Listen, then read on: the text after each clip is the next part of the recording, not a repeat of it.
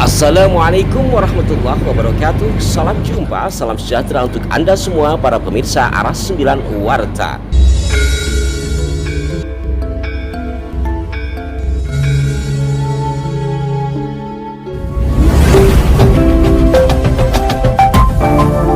Kali ini kami akan ajak Anda untuk berziarah ke pejuang Islam di masa lalu, yakni dari keluarga besar Pondok Pesantren Al-Kahfi Sumulangu, Kebumen, Jawa Tengah, yang mana makam yang akan kami tuju berada di daerah Solo, Jawa Tengah.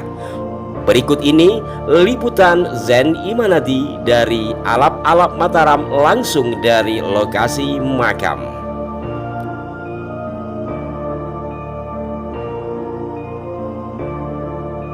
Assalamualaikum warahmatullahi wabarakatuh. Ini saya berada di pesarianipun salah satu masyayikh dari pesantren Al-Kahfi Sumulangu.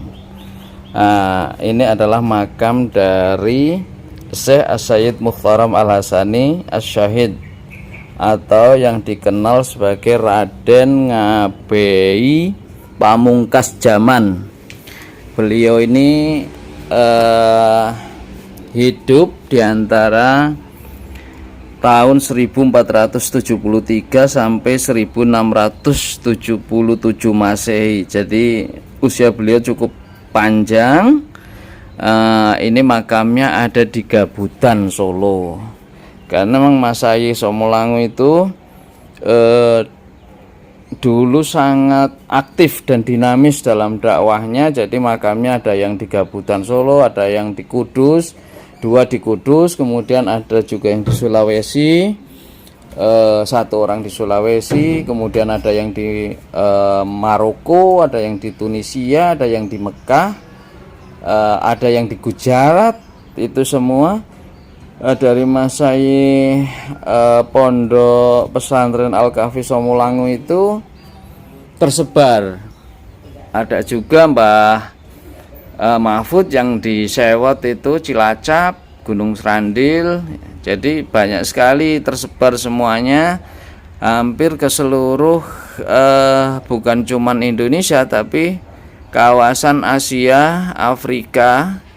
Itu Masyayikh Sumulangu setelah Syekh Kahfi awal, setelah Mbah Syed Muhammad Isom Al-Hasani atau Syekh As-Sayyid Abdul Kahfi Al-Awal yang 1424 sampai 1609, usia beliau juga sangat panjang, yang dimakamkan di Lemah Lanang.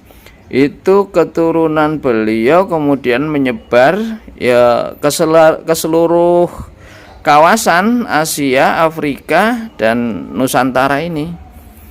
Nah, di sini ini kalau saudara-saudara nanti berziarah ke makam Gabutan, itu tanya saja setelah masuk di Makbaroh yang ada bahasan Minhaj, itu masuk belok kiri, kemudian lurus di ujung itu paling utara.